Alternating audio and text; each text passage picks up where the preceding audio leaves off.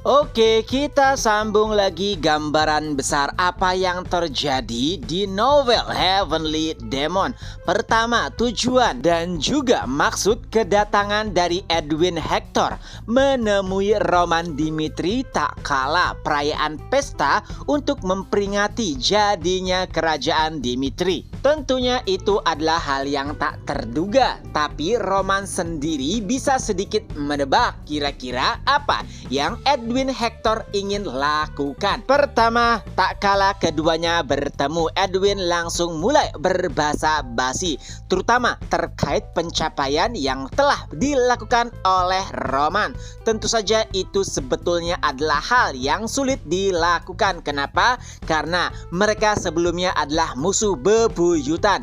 Apalagi Roman merupakan orang yang membantai pasukan dari Hector. Dan kejadian itu masih sangat sulit dilupakan oleh Edwin. Tapi untuk tujuan yang lebih besar, Edwin Hector pun mau tidak mau harus bertemu dengan monster yang telah membantai rakyatnya. Nah, di sini Roman langsung memotong percakapan basa-basi yang dilakukan oleh Hector. Kenapa? Karena menurut Roman mereka tidak terlalu dekat sampai harus melakukan basa-basi. Jadi ia langsung bertanya, kira-kira apa tujuan Edwin Hector menemuinya.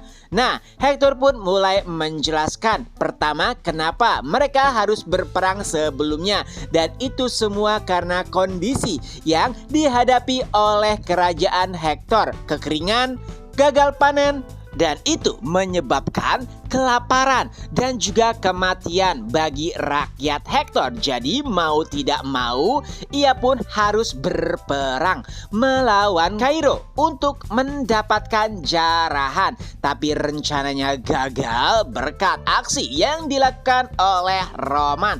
Tapi di balik semua itu Hector yakin ada yang memperakasainya, atau itu adalah bencana yang dibuat oleh manusia. Dan menurutnya itu adalah black magic yang disebabkan oleh necromancer. Nah, black magic sendiri itu adalah hal yang dilarang di benua Salamander. Tapi dugaan tersebut mulai terbukti tak kala Hector bergabung dengan menara sihir. Ia mendapatkan informasi jika 10 tahun yang lalu terjadi hal yang sama di Kekaisaran Kronos, yang intinya Kronos membuat sebuah penelitian untuk menjadikan tanah gersang, lalu membuat gagal panen, dan ternyata rencana ataupun penelitian tersebut berhasil tak kala ditetapkan di salah satu daerah pencil di Kekaisaran Kronos.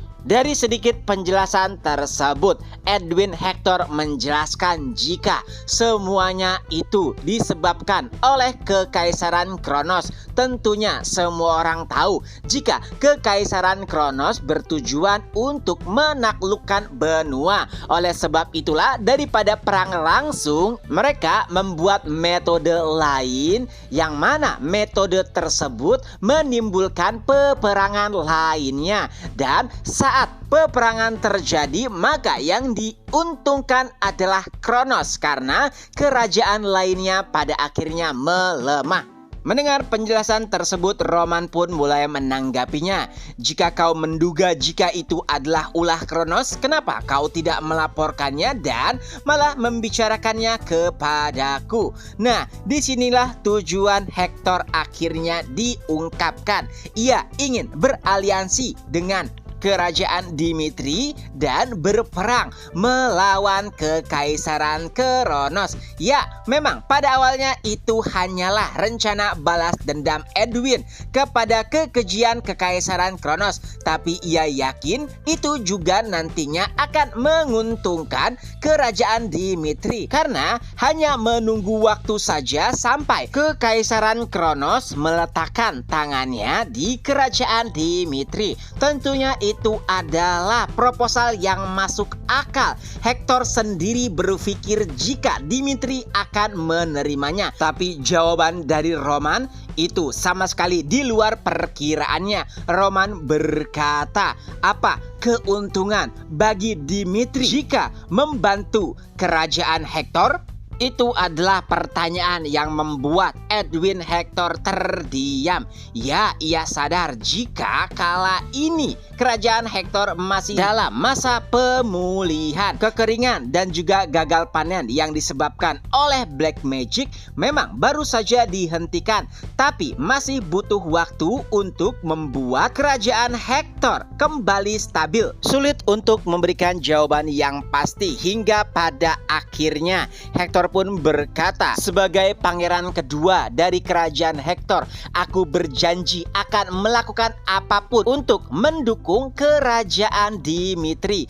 Bahkan jika kami harus menjadi tameng untuk melawan Kronos, kami pasti akan melakukannya. Tapi kau harus berjanji untuk mengalahkan kekaisaran Kronos. Sebenarnya Roman sendiri sudah melihat potensi dari Hector, apalagi tak kala Roman mengetahui kekuatan sihirnya. Dan nampaknya pula kerajaan Hector memiliki tempat untuk rencana Dimitri di masa depan. Hingga pada akhirnya Roman pun memutuskan, aku berjanji akan menjadi bayang-bayang kerajaan Hector sampai mereka kembali bisa bangkit. Ya, setidaknya itu adalah jawaban yang memuaskan bagi Edwin Hector. Tepat setelah kekalahannya, ia yakin jika Roman merupakan monster yang tidak bisa dibaca pergerakannya. Jadi ia ingin jika Roman Dimitri lah yang membuat panggung untuk kerajaan Hector saat melawan kekaisaran Kronos. Berpindah ke lain sisi, tepatnya 7 hari yang lalu, Flora Lawrence bersama profesornya di akademi yang merupakan ahli strategi mulai berbincang terutama terkait dengan strategi yang dilakukan Roman dalam mempertahankan perbatasan barat. Dari segala apa yang ia pelajari dari buku rencana Roman, ia sama sekali tidak bisa membacanya, yang artinya itu tidak tertulis di buku taktik manapun. Menurut profesornya sendiri, itu adalah hal yang merupakan keyakinan dan bisa dilakukan hanya karena pengalaman yang panjang. Tentu saja itu adalah hal yang tidak masuk akal. Flora sendiri merupakan mantan tunangan dari Roman dan ia tahu bagaimana kehidupannya dahulu. Jadi bagaimana bisa seorang pecundang menjadi sangat mengerikan hanya dalam beberapa tahun saja? Flora sendiri sudah melihat seluruh rencana yang pernah dilakukan oleh Roman. Pertama saat melawan Barco, hingga akhirnya saat melawan kekaisaran Kronos. Jika dipikirkan dengan akal normal, maka rencana tersebut pasti akan gagal. Tapi di tangan Roman, semua rencana tersebut sukses. Profesor berkata kepada Laura, apa yang dilakukan Roman hanya dua, antara kecerobohan dan juga keyakinan. Tapi nampaknya itu lebih kepada keyakinan, terutama saat ia yakin bisa mengalahkan Gustavo. 7 hari setelahnya, saat pesta, Flora bertemu dengan ayahnya. Tentu saja ayahnya sangat khawatir, apalagi saat mendengar ia pindah ke perbatasan barat. Ayah Flora berkata lebih baik untuk kembali ke keluarga, tapi ternyata Flora menolak. Menurutnya, setelah melihat apa yang terjadi dan peperangan yang terus berlanjut, ia tidak hanya ingin menjadi penonton, tapi ia ingin menjadi pemain. Oleh sebab itulah Flora memutuskan untuk bergabung dengan pasukan Dimitri. Setelah mengutarakan apa yang ia inginkan kepada ayahnya, Flora pun langsung ingin menemui Roman. Dan kejadian ini terjadi tepat setelah kepergian Edwin Hector. Tentu saja kala itu ia tidak bisa bertemu dengan Roman secara langsung. Chris lah yang menghadapinya. Dan alangkah terkejutnya Chris tak kala Flora berkata jika ia ingin bergabung dengan pasukan Dimitri sebagai penasihat. Lalu Chris pun langsung menyampaikan tujuan Flora kepada Roman. Tentu saja itu adalah hal yang di luar dugaan. Tapi Roman sendiri sedikit mempercayai kemampuan yang dimiliki oleh Flora. Setidaknya ia menunjukkan hal tersebut tak kala berperang melawan Kekaisaran Kronos di perbatasan barat. Jika bukan karena taktiknya, maka kemungkinan besar perbatasan barat akan hancur dengan cepat. Oleh sebab itulah ia berkata kepada Chris jika Flora ingin memasuki pasukan Dimitri, ia harus menjalani pelatihan layaknya prajurit Roman dan membuktikan nilainya. Keesokan harinya, Flora pun mulai mengikuti pelatihan dari pasukan Dimitri kurang lebih 1 minggu, dan ternyata itu adalah pelatihan yang sangat berat. Bahkan untuk para prajurit terlatih saat mereka ingin memasuki pasukan Dimitri, pelatihan mereka masih sedikit memberatkan. Tapi itu juga hal yang masuk akal bagi Flora. Ia telah melihat bagaimana pasukan Dimitri saat berperang melawan Kekaisaran Kronos, dan mereka bahkan tidak kalah dengan pasukan Kronos yang terlatih. Jadi sebenarnya pelatihan yang dilakukan oleh pasukan Dimitri adalah hal yang wajar untuk mencapai nilai ataupun posisi tersebut. Tak terasa 1 minggu pun berlalu. Chris pun menyampaikan hasil dari pelatihan Flora. Di hari pertama dan kedua, Flora pingsan karena tak sanggup mengikuti pelatihan sampai akhir. Tapi Flora sama sekali tidak menyerah, dan pada hari ketiga saat pelatihan taktik dari 10 kali pertarungan, Flora menang 9 kali. Ia kalah karena lawannya adalah pasukan yang dipimpin oleh Kapten Kevin. Itu artinya Flora memiliki nilai yang merupakan dasar dari ahli strategi. Lalu Roman pun mulai bertanya kepada Chris, menurutmu apakah Dimitri memerlukan Flora Lawrence? Dan Chris pun menjawab, ya, aku yakin di masa depan kami membutuhkan kemampuannya. Dengan itu, Flora Lawrence pun akhirnya diterima untuk memasuki pasukan Dimitri. 2 minggu tepat setelah peresmian kerajaan, Thomas yang bertugas sebagai penanggung jawab restoran Dimitri nampaknya mulai kelelahan dan juga kewalahan.